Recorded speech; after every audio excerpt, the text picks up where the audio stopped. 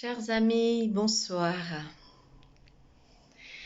Aujourd'hui, je viens partager avec vous un petit secret. Ce secret vient de mon grand-père.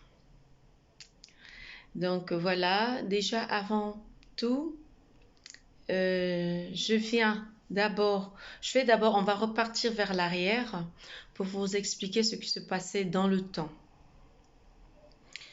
Bon, dans le temps de nos ancêtres, chers amis, en Afrique, nos grands-mères, nos grandes-mères savaient comment se protéger et savaient où mettre leurs serviettes. Et déjà dans le temps, il n'y avait pas les mêmes serviettes que nous avons maintenant. Dans le temps, ils arrivaient à fabriquer les leurs, mais ils savaient comment les garder hors des vues, de vue des humains, des personnes. Parce que dans le temps, chers amis, il y avait des rivières sacrées, des rivières là où tout le monde pouvait aller se laver, mais sauf les femmes qui avaient leurs règles. Ne pouvaient pas, sinon les règles ne s'arrêtent pas. Ça coule des mois, des années, ça ne s'arrête pas. Pour s'arrêter, il faut aller voir des grands, des initiés, des femmes, des hommes qui étaient là spéciales, qui pouvaient pour casser l'erreur que la dame a faite, en fait, pour remettre l'ordre. Et même il y avait des yeux, même le feu, il y avait des foyers, une femme en règle, qui avait ses règles, ne pouvait pas aller activer le feu, sinon la personne, l'initié qui va manger ce repas, dès que l'initié mange ce repas, ben la personne qui avait ses règles ne finissaient pas. C'était comme ça dans l'ancien temps, chers amis. Et aussi même, il y avait des initiations qu'on appelait les bikumbi, tikumbi. Et dans les tikumbi là, quand vous aviez vos règles, vous ne pouvez pas aller la voir. Vous ne pouvez pas avoir la personne qui est en train de suivre l'initiation. Donc, même son repas qu'elle mange, une jeune fille qui a ses règles ne pouvait pas toucher pour ne pas casser le... Voilà. Il y avait plein de choses comme ça, chers amis. Et il y avait, voilà, c'était des règles qu'il fallait respecter. Chers amis, le sang, comme dit mon grand-père, chers amis, le sang, quand ça y est encore dans notre corps, c'est bien. Mais quand ça sort de notre corps, il faut savoir le protéger.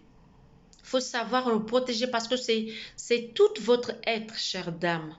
C'est tout votre être. C'est tout notre corps qu'on laisse dehors, qu'on laisse à la vue de tout le monde. Oui, chers amis. Le sang, en fait, dans le sang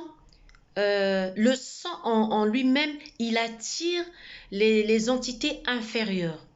Et les entités inférieures, chers amis, comme dit mon grand-père, le sang, les entités inférieures se nourrissent de notre sang, du sang qu'ils voient. Donc, quand le sang est à l'extérieur, il est dehors comme ça, il est voilà. Donc, les entités impures se nourrissent de ça. Ils vont jusqu'à faire des choses pas bien avec votre sang.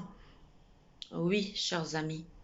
Donc, ne donnons pas le couteau ou de l'arme, parce que c'est une arme.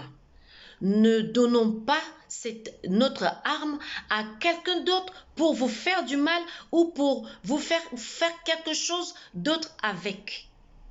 Oui, chers amis, c'est une arme que nous, vous et nous, devons protéger. Devons savoir qu'est-ce qu'il faut faire pour protéger après l'utilisation. Voilà ce que j'allais vous dire, chers amis.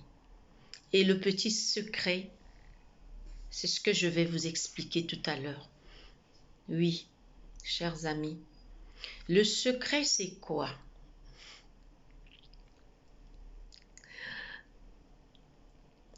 Jeune fille ou maman ou les ados, après nos règles, sachons où mettre ça parce que après les règles, notre serviette, admettons, je vais vous donner un exemple. Aujourd'hui, comme il fait soir, commence à faire nuit, donc je vais me laver parce qu'une femme, quand elle est comme ça, c'est important de se laver le matin, le soir. Oui, chers amis, se laver, c'est important. Donc, en vous lavant, vous utilisez, prenez la serviette que vous avez utilisée, allez dans la douche. Je vais avec ça dans la douche. Je rentre dans la douche, j'enlève ma serviette et je la pose par terre dans la douche. Par terre, là où je vais me laver. Et en me lavant, donc, quand l'eau coule sur moi, ça tombe sur moi, ça coule et ça tombe directement sur la serviette. Et je piétine la serviette, chers amis.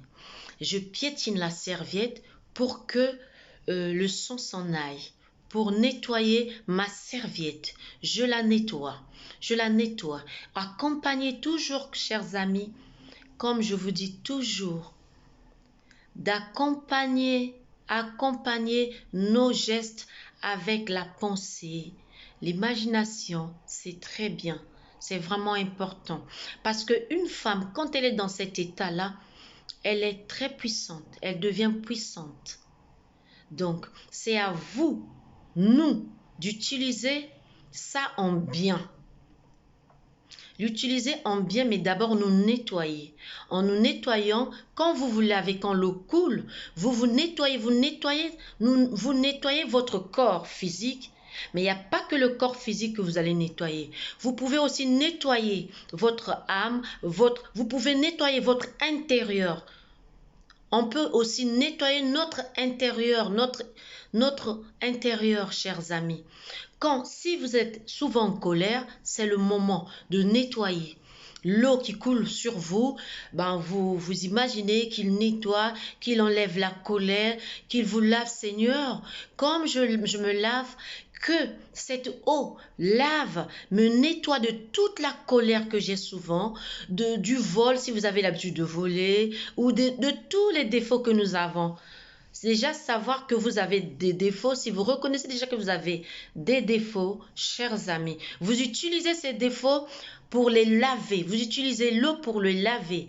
Et en même temps, vous lavez aussi votre serviette. Vous imaginez, oh Seigneur, comme je lave cette serviette, que ce sang qui sort de ma serviette, que ça soit la guerre qui sort, qui s'en va loin, loin, loin, loin, qui sort du monde entier, qui laisse le monde en paix.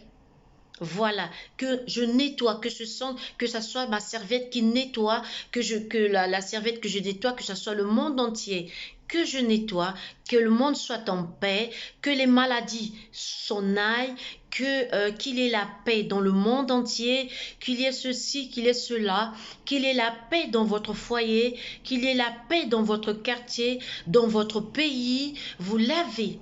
Vous participez aussi, chers amis, on nettoie son corps. Nettoyer. Après avoir nettoyé la serviette, parce qu'au fur et à mesure que nous nettoyons la serviette devient propre et puis vous essorez. Après vous avoir lavé, savonné et tout ça, vous avez fini, vous essorez votre serviette, vous mettez dans un sac spécial. Et ensuite, vous mettez dans un autre sac, vous attachez pour jeter. Ça dépend parce qu'il y en a qui les jettent. Il y en a qui creusent un trou pour enterrer. Il y en a qui brûlent. Mais selon mon grand-père, c'est bien de les laver. Ça, c'est pas selon moi. Parce que c'est mon grand-père. Je viens toujours vous donner des trucs, des, des, des, des exemples, des secrets de mon grand-père. Voilà, c'est le mot secret que j'allais dire, chers amis. Des mots, ça saute comme ça, excusez-moi. C'est ça vient des secrets. Donc, je viens de temps en temps vous parler des secrets, vous expliquer ce que mon grand-père, ce qu'il faut, en fait, ce qu'il faut qu'une femme fasse. Et à nous aussi d'essayer à expliquer à nos enfants, on explique à nos enfants, les ados, les jeunes filles. Il y en a des mamans qui le savent, il y en a qui ne savent pas. Donc, en voyant partageant la vidéo aux autres, ça peut aider. Voilà, chers amis, ce que j'allais vous dire. Partager, partager, partager, ça peut aider. Ne soyons pas, euh, n'ayons pas l'habitude de garder ça pour soi. Essayons de partager ça. Si vous le connaissez, vous connaissez déjà le petit secret, mais il y a les jeunes filles qui en ont besoin, partager, ça peut tomber aussi sur les mains des jeunes filles, ça peut aider. Donc voilà, partager. Aimer aussi, ça fait du bien. Ça nous encourage à venir de temps en temps, ça m'encourage à venir vous parler des secrets, vous livrer les secrets de mon grand-père. Et voilà, voilà ce que j'allais vous dire ce soir. Sur ce, chers amis, je vous dis au revoir et à très bientôt. Portez-vous bien. Merci. Au revoir.